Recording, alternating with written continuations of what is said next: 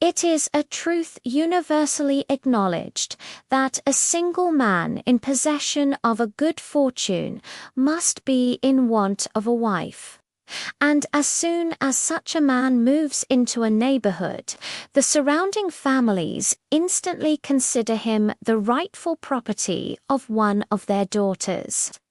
So you can imagine the excitement when Mrs. Bennet burst into her husband's study one day. "My dear Mr. Bennet," she said, "have you heard Netherfield Park is let at last?" Mr. Bennet, a man of dry wit, replied that he had not. "Don't you want to know who has taken it?" she cried. "You want to tell me," he said, "and I have no objection to hearing it." That was all the encouragement she needed. She explained that a wealthy young man from the north of England, a Mr. Bingley, had rented the grand estate. And the best part, oh, single, my dear, of course. A single man of large fortune, 4,000 or 5,000 a year. What a fine thing for our girls. Mr. Bennet, forever the teaser, asked how that could possibly affect them.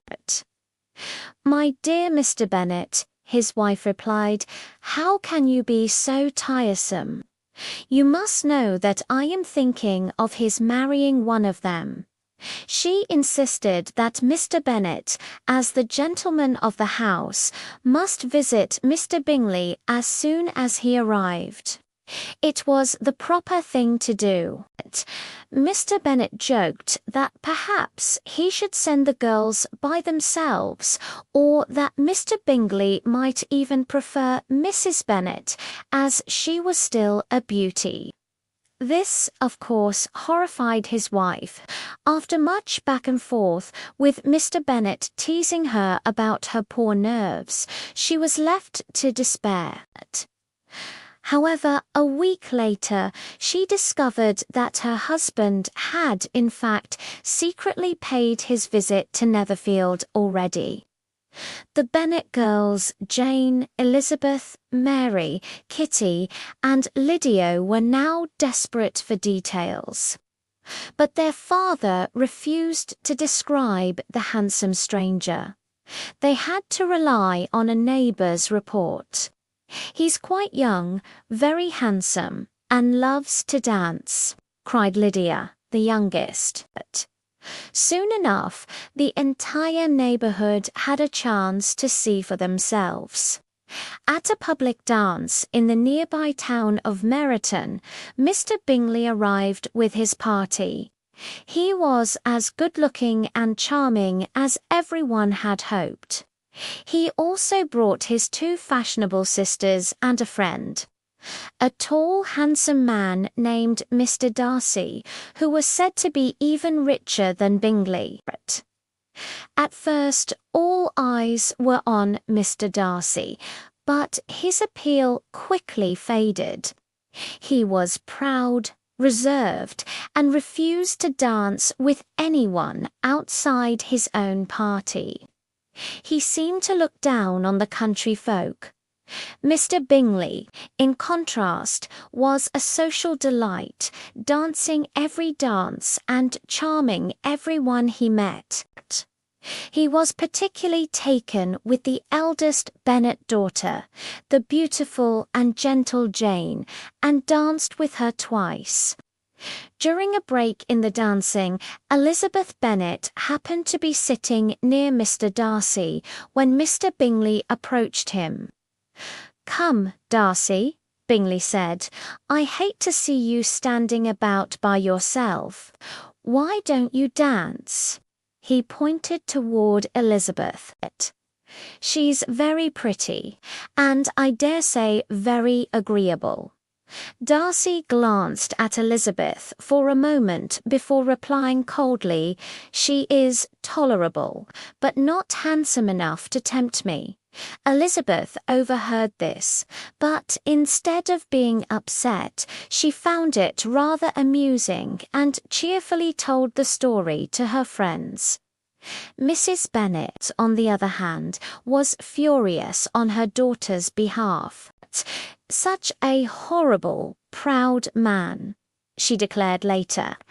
"I simply hate him." In the weeks that followed, the Bingleys and the Bennets began to visit each other. It was clear to everyone that Mr. Bingley was falling for Jane. Elizabeth watched her sister with joy, though she worried that Jane's serene and cheerful nature might hide the true depth of her feelings. Her friend Charlotte Lucas advised that Jane should be more obvious with her affections to secure Mr. Bingley, but Elizabeth disagreed. She believed a man should have to work to discover a woman's heart. While she was busy observing Jane and Bingley, she failed to notice something quite unexpected. Mr. Darcy was beginning to watch her, though he had initially dismissed her. He now found himself drawn to the intelligent light in her dark eyes and her lively, playful wit. He would often stand near her at social gatherings, not speaking, but listening intently. One evening at a party, Darcy was standing alone when Elizabeth passed by. Their host, Sir William Lucas, tried to play matchmaker. "Mr. Darcy, you cannot refuse to dance when so much beauty is before you," he said, gesturing to Elizabeth. Darcy surprisingly turned to her and politely asked for the pleasure of a dance. But Elizabeth, remembering his earlier insult, politely refused. As she walked away, Darcy watched her with a small, intrigued smile. His interest was clearly growing, much to the annoyance of Miss Bingley, who had her own designs on the wealthy Mr. Darcy. But it was clear a complex dance of pride and prejudice had just begun. Thank you for watching. If you're as captivated by this story as we are, don't forget to like this video and subscribe for more classic literature brought to life.